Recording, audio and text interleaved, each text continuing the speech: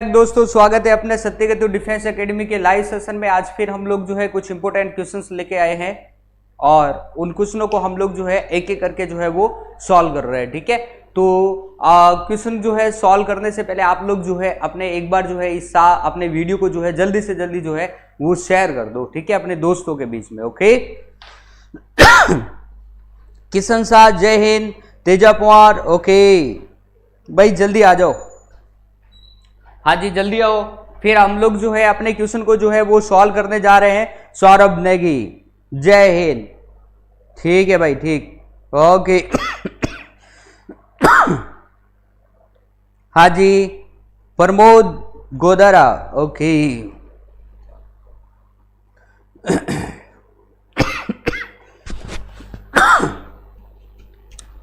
Okay Jasol Singh Bhati, NRD Dudi, okay. Subhash army, बहुत अच्छा। तो प्यारे विद्यार्थियों क्लास को हम लोग जो है स्टार्ट करते हैं और टाइम ज्यादा नहीं लेंगे, बराबर ना। चलो ठीक है, तो पहला क्वेश्चन आपके सामने ये है। अपना इस क्वेश्चन का जो है जल्दी से आंसर दीजिए। क्वेश्चन अपने पास में ये है, वर्मीफॉर्म अपेंडिक्स एक है, क्या है ये? जल्दी से मुझे इसका आंसर दो। अपेंडिक्स क्या है? ओके हाँ जी। ऑप्शन ए कह रहा है समजात अंग, ऑप्शन बी अवशेषी अंग, ऑप्शन सी समरूप अंग, ऑप्शन डी विश्लेषी अंग। तो मुझे जल्दी से इसका आंसर सेंड करो कि इसका आंसर जो है वो क्या होगा। ओके बी भेजा है भाई जसोल सिंह भाटी ने सबसे पहले बी भेजा है। Saurabh Negi, Teja Pawar, okay. Ranjit Singh Chandawat, royal army RLP, okay. NRD Dudi, Ranjeet Singh, बहुत अच्छा, very good. B, very good. Sukhdev Chaudhary, वाह बहुत अच्छा, बी आंसर आ रहा है, बहुत अच्छा। अवशेषी अंग, हाँ जी अपेंडिक्स जो होता है वो बिल्कुल सही है कि एक अवशेषी अंग है।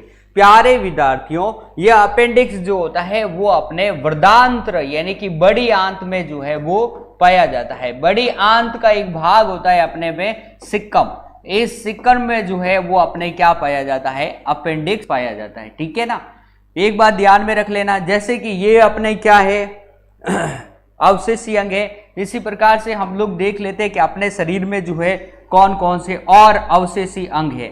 एक आपको पता है कि हमारे पाई जाती है अक्कल दाढ़, अक्कल दाढ़। ये अक्कल दाढ़ जो होती है ना वो क्या होती है? अपना एक प्रकार का अवशेषी अंग है। इसी प्रकार आंखों में अपने पाई जाती है निमेषक झिल्लिका, निमेषक झिल्ली, ये भी एक प्रकार की जो है अपने क्या है? अवशेषी अंग है। ठीक है, अपने इसी प्रकार से ये क्या है? कर्ण पल्लव, ये भी क्या प्रकार का अवशेषी अंग है। और अपने ये अपेंडिक्स जो है ये भी एक प्रकार का क्या है? अवशेषी अंग है। तो ये चीज ध्यान में रखनी है। अब क्वेश्चन है कि अवशेषी अंग क्या होता है? अवशेषी अंग वे होते हैं जिनका अपने शरीर में उसका कोई यूटिलाइजेशन नहीं है, अगर उसको बाहर निकाल दिया जाए तो भी कुछ नहीं बिगड़ेगा। जैसे कि विजडम टीथ यानी कि अक्ल दाढ़, आपको पता है अक्ल दाढ़ वाले जो दांत जो होते हैं वो सामान्यतः 20 साल की उम्र के बाद या 20 साल की उम्र तक जो है वो आते हैं। आई बात समझ में? तो क्या हम लोग 20 साल से पहले जो है हम लोग खाना नहीं खा पाते थे, या सही तरीके से खाने को चबा नहीं पाते थे, या हम लोग सोच नहीं सकते थे, तो उसका कोई फर्क पड़ता है क्या? जी नहीं। अगर वो अक्ल दाढ़ मान लो 21 साल में आए तो भी चलेगा, 25 साल में आए तो भी चलेगा, नहीं आए तो भी चलेगा। आई बात समझ में ना? यानी कि ये अपने क्या है? अवशेषी अंग है, इसको शरीर से निकाल भी देना तो भी कोई फर्क नहीं पड़ता है। Okay very good. तो ओके वेरी गुड, तो सही है भाई। चलो आगे चलते हैं, नेक्स्ट क्वेश्चन की तरफ चलते हैं। अगला क्वेश्चन हमारा जो है कुछ इस प्रकार से है, बराबर। नेक्स्ट है अपने द्विनाम पद्धति का अभिप्राय है पौधों के नामों को लिखना बताते हैं। ओके चलो ठीक है। द्विनाम पद्धति का अभिप्राय है पौधों के नामों को 2 शब्दों में लिखना जो बताते हैं उनके वंश एंड जाति, कुल एंड वंश, जाति तथा किस्म कुल तथा वंश, गण एंड कुल। तो जल्दी से प्यारे विद्यार्थियों जल्दी से अपने जो है इसका आंसर दो, इसका आंसर क्या होगा? जल्दी से बताइए क्या होगा भाई? द्विनाम पद्धति, जल्दी से बताइए द्विनाम पद्धति में क्या होता है? ए आंसर आ रहा है, वेरी गुड, वंश एंड जाति बताता है, बराबर ना, बहुत अच्छा। संजय खन्ना, रंजीत सिंह चंदावत, ओके, पूरन सिंह बहुत अच्छा, Subhash army NRD Dudi, okay, Pramod Godara बहुत अच्छा, सुभाष तेजा पवार, वेरी गुड। तो प्यारे विद्यार्थियों, देवनाम पद्धति में जो है अपने वंश एंड जाति, देवनाम मतलब दो, यानी ये देवनाम पद्धति में जो पहला जो होता है वंश, दूसरा जो होता है अपने जाति को प्रदर्शित करता है, राइट है। आगे चलते हैं, नेक्स्ट क्वेश्चन की तरफ चलते हैं। अगला क्वेश्चन हमारा कुछ इस प्रकार से है, देखो, आनुवंशिक यूनिट अर्थात जीन्स होते हैं, क्या होते हैं, जल्दी से बताइए, जीन्स क्या होते हैं? आनुवंशिक इकाई यानी कि जीन, आनुवंशिक इकाई अर्थात जीन, ये क्या होते थे? जल्दी से मुझे इसका आंसर सेंड करो। केंद्रीय झिल्ली में होते हैं, आनुवंशिक यूनिट अर्थात जीन्स होते हैं केंद्रीय झिल्ली में, गुणसूत्रों में, लाइसोसोम में या कोशिका कला में। बहुत सिंपल क्वेश्चन है, इसका कुछ ज्यादा है नहीं इंपोर्टेंट, आई बात समझ में? ओके, बी आंसर आ गया है भाई, बी आंसर, वेरी गुड, बहुत अच्छा सुभाष, अरे वाह, सारे होशियार हो गए, क्या बात है, बी आंसर आ रहा है सभी का। Subhash army NRD Dudi, very good, बहुत अच्छा, यानी कि बी आंसर है। ओके, संजय कनाद, तीसरे में बी, एनआरडी डूडी, बहुत अच्छा, Sukhdev Chaudhary, very good, B answer आ रहा है भाई। ओके, तो प्यारे विद्यार्थियों, गुणसूत्रों पर जो है वो अपने क्या उपस्थित होता है? जीन उपस्थित होता है। ये इस प्रकार से, ये अपना क्या है, मान लो एक गुणसूत्र है और इस गुणसूत्र के ऊपर जो है माला रूपी क्रम में जो है वो अपने क्या उपस्थित होते हैं? जीन उपस्थित होते हैं। ये चीज ध्यान में रखनी है, ठीक है। जीन की खोज जो है वो अपने किसने की थी? तो जॉनसन ने की थी। किसने की थी? जॉनसन। ओके, जीन की, जीन जो होता है वो 3 इकाइयों से मिलकर बना होता है। 3 इकाई, वो कौन कौन सी होती है? तो आप एक तो अपने पास में होती है सिस्टॉन, ओके, एक अपने पास में जो होती है वो होती है म्यूट्रॉन, और एक अपने पास में जो होती है वो होती है रेकॉन। ओके, क्या होती है? रेकॉन। प्यारे विद्यार्थियों, यहां से ये हम लोग और चीज जान लेते हैं। सिस्टॉन को हम लोग जो है क्या बोलते हैं? तो सिस्टॉन को हम लोग बोलेंगे अपने कार्यात्मक इकाई। इसको क्या बोलते हैं? जीन की कार्यात्मक इकाई। ओके, म्यूट्रॉन को हम लोग बोलते हैं जीन की उत्परिवर्तन की इकाई। क्या बोलते हैं? उत्परिवर्तन। कि जीन के उत्परिवर्तन की इकाई किसको बोलते हैं? तो म्यूट्रॉन को बोलते हैं। रेयन को हम लोग जो है पुनः संयोजन की इकाई बोलते हैं। क्या बोलते हैं? पुनः संयोजन की इकाई। राइट है? ओके, समझ में आया ना? यस, तो चले आगे। तो ये है प्यारे विद्यार्थियों, इन सबको जो है ध्यान में रखना। सीधी सी बात है, जिन जो है गुणसूत्रों के ऊपर उपस्थित होते हैं, जिनकी खोज जॉनसन ने की है। राइट है ना? ओके, और जिन जो होते हैं 3 इकाइयों से, सिस्टॉन, म्यूट्रॉन और रेकॉन से मिलकर बने होते हैं। सिस्टॉन जो होता है कार्यात्मक इकाई होती है जिनकी, म्यूट्रॉन जो है जिनकी उत्परिवर्तन इकाई है, रेकॉन जो होता है जिनकी पुनः संयोजन की इकाई होती है। ओके, चलो ठीक है प्यारे विद्यार्थियों, चलते हैं आगे, नेक्स्ट क्वेश्चन की तरफ चलते हैं हम लोग। Okay, yes, next question number 4, निम्नलिखित में से कौन कोशिका की प्रोटीन फैक्ट्री के रूप में जाना जाता है? जल्दी से इस क्वेश्चन का आंसर दीजिए। बहुत सिंपल क्वेश्चन है, इतना ज्यादा टफ है नहीं भाई, ये क्वेश्चन कोई ज्यादा टफ है नहीं। इसका क्वेश्चन तो मुझे पता है, आप सभी बता दोगे, शायद एक कोई नहीं जो है इसका गलत बता सके, कोई भी नहीं बताएगा गलत। ओके, कहीं ब्लॉक तो नहीं है? सुभाष आर्मी, ओके, कोई भाई नहीं ब्लॉक है। Okay, Pramod Godara, okay, Jasol Singh, Sanjay Kinnaird, Teja Kumar सेब, ओके, जसोल सिंह भाटी ने जो है वो सबसे पहले आंसर दिया है, बहुत अच्छा। Subhash army, Teja Kumar, okay, Ranjit Singh Chandawat, Saurabh Negi, Subhash army, Ranjit Singh Chandawat, Sanjay Kanet, okay, Puran Singh Bhati, Jasol Singh Bhati, बहुत अच्छा, वेरी गुड।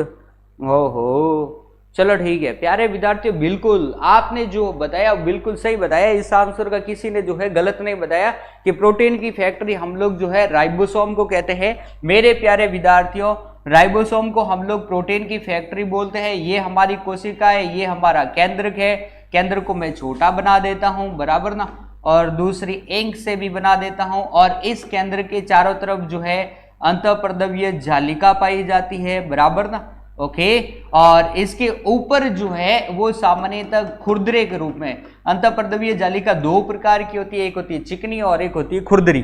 तो ये खुरदरी जो होती है इसे हम लोग बोलते हैं राइबोसोम। तो अपना नेक्स्ट क्वेश्चन आता है, राइबोसोम कहां पर उपस्थित होता है? तो अंतःपर्दवीय जालिका के ऊपर उपस्थित होता है, जिसे हम लोग जो है प्रोटीन की फैक्ट्री कहते हैं। ओके, चलो ठीक है, नेक्स्ट क्वेश्चन की तरफ चलते हैं। अगला क्वेश्चन हमारा कुछ इस प्रकार से है, देखो, इंसुलिन है, रुधिर नलिकाओं को संकुचित करती है, स्तनीय स्रवण को उद्दीपित करती है, रुधिर शर्करा को बढ़ाती है, रुधिर शर्करा को घटाती है। तो भाई जल्दी से इसका आंसर भेज दो कि इसका आंसर क्या होगा, जल्दी से भेजो रे। रुधिर, इंसुलिन क्या होगा, जल्दी से भेजो। इंसुलिन रुधिर नलिकाओं को संकुचित करती है, स्तनीय स्रवण को उद्दीपित करती है, रुधिर शर्करा को बढ़ा देती है, रुधिर शर्करा को घटा देती है। तो बताइए, जल्दी से बताइए। डी आंसर, बहुत अच्छा, वेरी गुड। जसोल सिंह भाटी ने सबसे पहले आंसर दिया। सी नहीं होगा भाई, ये संजय, सी नहीं होगा रे भाई। ओके, बहुत अच्छा भाई, डी होगा। आपको पता ही है, जब इंसुलिन रुधिर में शर्करा की मात्रा कम हो जाना, यानी इंसुलिन का कम हो जाना, कौन सा रोग होता है? तो मधुमेह रोग होता है। कौन सा रोग होता है? मधुमेह, या फिर हम लोग इसको क्या बोलते हैं? डायबिटीज रोग बोलते हैं। कौन सा रोग? डायबिटीज। ओके, तो प्यारे विद्यार्थियों, ये सारी चीजें जो है आप लोग ध्यान में रखना, क्या होता है और क्या नहीं होता है। राइट है, आगे चलते हैं हम लोग, नेक्स्ट क्वेश्चन की तरफ चलते हैं।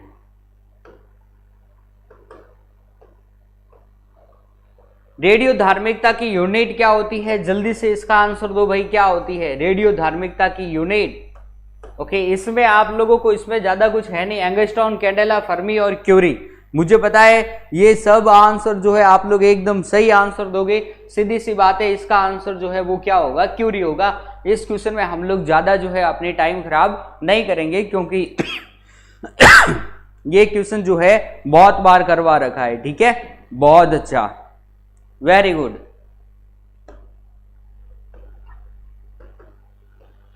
नेक्स्ट क्वेश्चन देखो, ओजोन परत की कमी किस ऑक्साइड के कारण होती है? कार्बन, फास्फोरस, नाइट्रोजन और इनमें से कोई नहीं।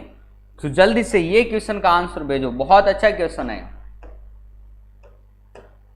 जल्दी से आंसर भेजो कि ओजोन परत की जो है कमी किस ऑक्साइड के कारण होती है?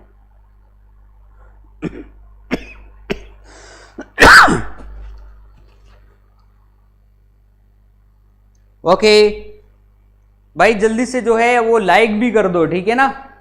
ओके, बहुत अच्छा, कार्बन, वेरी गुड भाई, सीधी सी बात है, ओजोन परत में कमी जो है CFC, जिसे हम लोग क्या बोलते हैं? फ्रियॉन गैस, या फिर इसे हम लोग क्या बोलते हैं? क्लोरोफ्लोरो कार्बन, बराबर ना। ये सारी चीजें जो है वो ध्यान में रखनी है, बराबर। ओके, नेक्स्ट क्वेश्चन की तरफ चलते हैं। अगला क्वेश्चन हमारा कुछ इस प्रकार से है,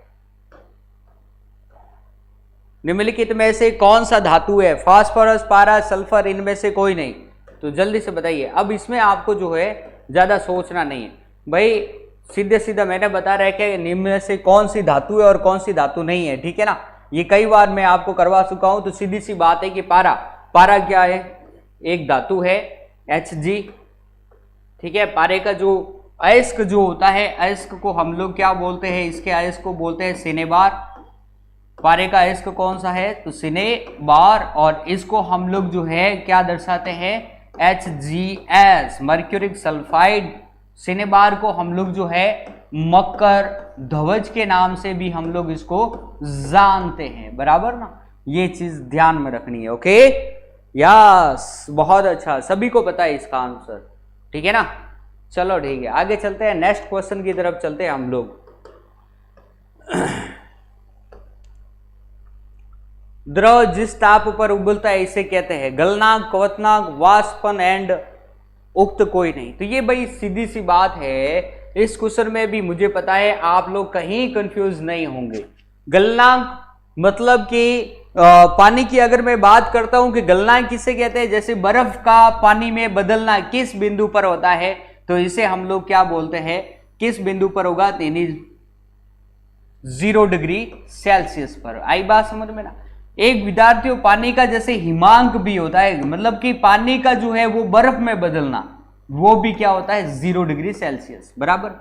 क्वथनांक यानी 100 डिग्री सेल्सियस पर होता है, जो पानी जो है वो उबलता है या वाष्प में जो है बदल जाता है। ये चीज जो है वो ध्यान में रखनी है। ओके, तो अपने क्या हो जाता है, क्वथनांक इसका आंसर होगा। ठीक है ना, कि जिस ताप पर उबलता है उसे हम लोग क्या बोलते हैं, क्वथनांक कहते हैं। ठीक है, ओके बहुत अच्छा, वेरी गुड भाई, सबने जो है बी आंसर ही दिया है। हाँ जी, ये किशन सिंह सी आंसर कैसा दे रहा है।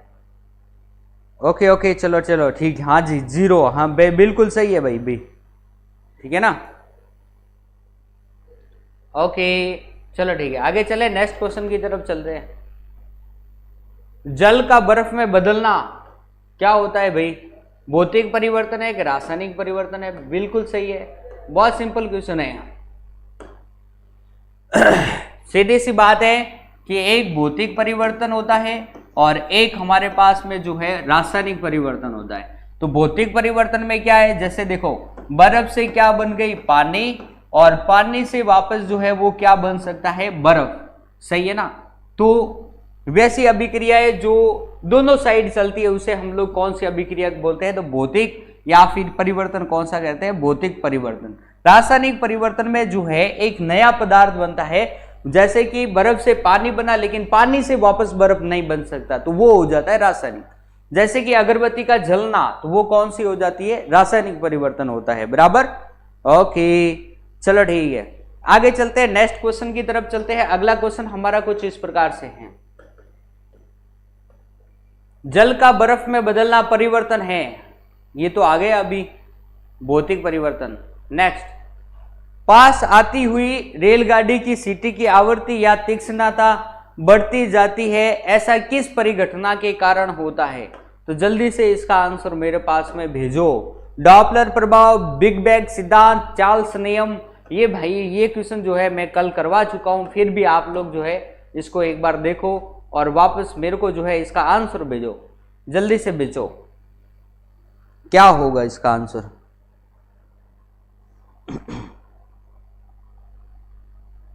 वेरी गुड, डॉपलर, बहुत अच्छा, डॉपलर बी आंसर आ रहा है। वेरी गुड, बहुत अच्छा, सभी का answer okay, very good. Shivam Kumar, Saurabh Negi, Shaitan Singh Joshi, Sanjay कनेड, बहुत अच्छा, सौरभ नेगी, सुभाष आर्मी, बहुत अच्छा, वेरी गुड। शिवम कुमार, बहुत अच्छा, Kishan Singh, very good. Doppler सिद्धांत, बहुत अच्छा। प्यारे विद्यार्थियों, इस क्वेश्चन का सिद्धांत अपने क्या होता है, आंसर क्या होता है, डॉपलर प्रभाव। ठीक है ना, डॉपलर प्रभाव यानी पास आती हुई रेलगाड़ी की सीटी की आवृत्ति या तीक्ष्णता बढ़ती जाती है, ऐसा किस परिघटना के कारण होता है, तो वो परिघटना कौन सी हो जाती है, डॉपलर प्रभाव।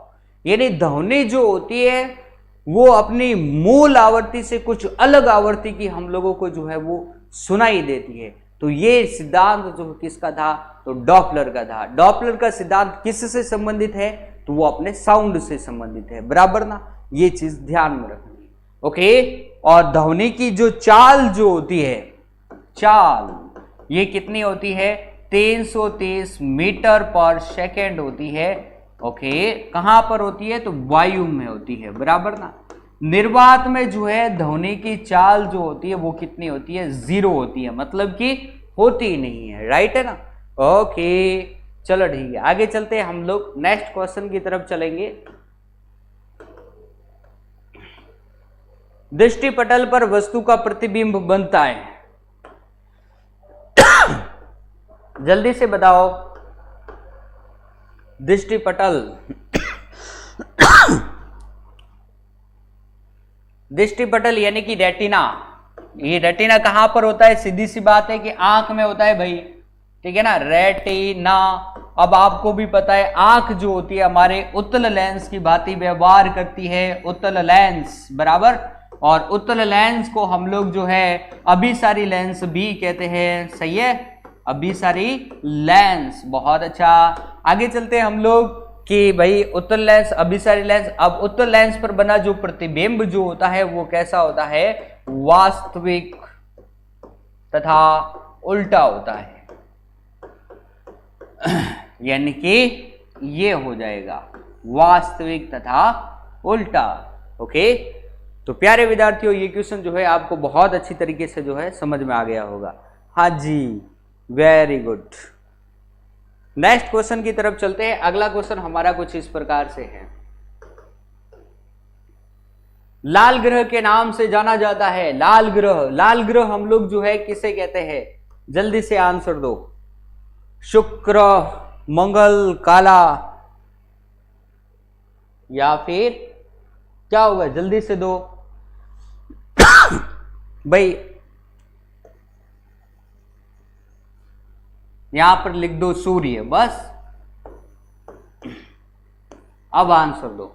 सूर्य हालांकि कोई ग्रह नहीं है, फिर भी मैंने ऑप्शन में दिया है, ठीक है, बराबर ना। शुक्र आ गया, मंगल आ गया, चलो सूर्य की जगह आपके लिए और चेंज कर देता हूं, बुध लिख देता हूं। सूर्य तो एक क्या है? तारा है। ओके, बुध, ये लो, बस। अब जल्दी से आंसर भेजो, क्या होगा? मंगल। वेरी गुड, बहुत अच्छा। B and D. अब तो डी नहीं है, अरे संजय, अब डी नहीं है भाई, ठीक है ना। किशन सिंह, हाँ जी, बहुत अच्छा। Okay, very good.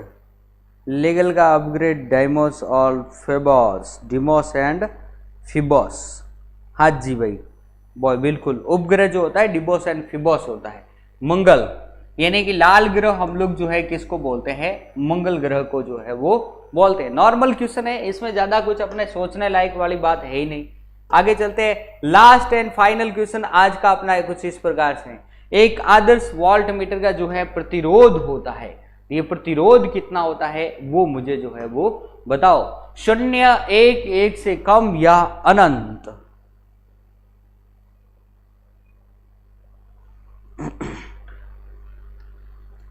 ओके, शुक्र को हम लोग भोर का तारा बोलते हैं, सुबह का तारा बोलते हैं, और पृथ्वी की भगिनी भी बोलते हैं। भाई पृथ्वी की बहन जो है ना, वो भी हम लोग जो है शुक्र को ही कहते हैं, बराबर ना। ये चीज भी ध्यान में रखना। पृथ्वी की बहन यानी भगिनी किसे कहते हैं हम लोग? अपने इसको ही कहेंगे। ओके, तो प्यारे विद्यार्थियों, एक आदर्श वोल्ट का जो प्रतिरोध होता है ना, वो अपने कितना होता है? अनंत होता है, बराबर ना, वोल्ट। ओके, तो ये चीज जो है वो अपने विभवांतर का मात्रक होता है, वोल्ट, ठीक है ना। विभवांतर किसे कहते हैं? तो विद्युत क्षेत्र में अपने धनावेश को एक बिंदु से दूसरे बिंदु तक ले जाने में जितना कार्य किया जाता है उसे हम लोग क्या बोलेंगे? तो विभवांतर कहेंगे। यानी विभवांतर अपने पास में क्या होता है कि विद्युत क्षेत्र में, ये विद्युत क्षेत्र है, ये अपने धनावेश है, इस धनावेश को एक बिंदु से दूसरे बिंदु तक ले जाने में किया गया कार्य विभवांतर बराबर W/Q होता है। W का मात्रक क्या होता है? तो अपने पास में होता है जूल, और Q मतलब क्या होता है? आवेश। आवेश का कुलाम, कुलाम का मात्रक क्या होता है? अपने आवेश का मात्रक क्या होता है? कुलाम। आई बात समझ में ना? ओके, आवेश का मात्रक क्या होता है? तो कुलाम, जूल/कुलाम। ये इसको हम लोग सम्मिलित रूप से क्या कह सकते हैं? तो वोल्ट भी बोल सकते हैं। क्या बोल सकते हैं? वोल्ट। और इसका मापन जो है हम लोग वोल्ट मीटर के द्वारा करते हैं, वोल्ट मीटर। और प्यारे विद्यार्थियों, इसको हम लोग जो है विद्युत परिपथ में जो है, विद्युत परिपथ में हम लोग जो है वोल्ट मीटर को जो है वो समांतर क्रम में लगाते हैं। किस क्रम में? समांतर क्रम में। ओके, तो ये हमारा कुछ इस प्रकार से था। तो यहां से अपने आज के ये जो सेशन के जो क्वेश्चंस थे वो क्या होते हैं? कंप्लीट होते हैं मेरे प्यारे विद्यार्थियों। कल फिर हम लोग जो है इसी तरीके के ऐसे ही कुछ क्वेश्चन जो है मैं आपके सामने लेकर आऊंगा। बराबर ना। ओके, तो प्यारे विद्यार्थियों आप सभी से ये निवेदन है कि अपनी क्लास को जो है वो लाइक और शेयर जरूर कर ले, बराबर ना, और अपनी एग्जाम की जो तैयारी जो है वो कंटिन्यू जो है वो करते रहे, बराबर ना। और किसी प्रकार की कोई दिक्कत आए तो अपने यहाँ पर जो है आप लोग हमें भेज सकते हो, अपने क्वेश्चंस भेज सकते हो। इन सारे क्वेश्चनों का हम लोग जो है आपको एक एक करके मैं आंसर दूंगा। जैसे ये वीडियो प्यारे विद्यार्थियों खत्म होता है उसके पश्चात आपको जो है कमेंट करना है क्लास कैसी लगी, कैसी नहीं लगी और किस प्रकार के क्वेश्चन चाहिए, सारे कमेंट आपको जो है उसके अंतर्गत करने हैं, बराबर ना। और अपनी क्लास को जो है वो लाइक और शेयर एक बार जो है वो आप लोग जरूर कर दे, बराबर। ओके, तो प्यारे विद्यार्थियों आज के सेशन को हम लोग जो है यहीं पे फिनिश करते हैं, कल फिर मिलते हैं। तब तक के लिए आप सभी को मेरा जय हिंद, जय भारत, शुभ रात्रि।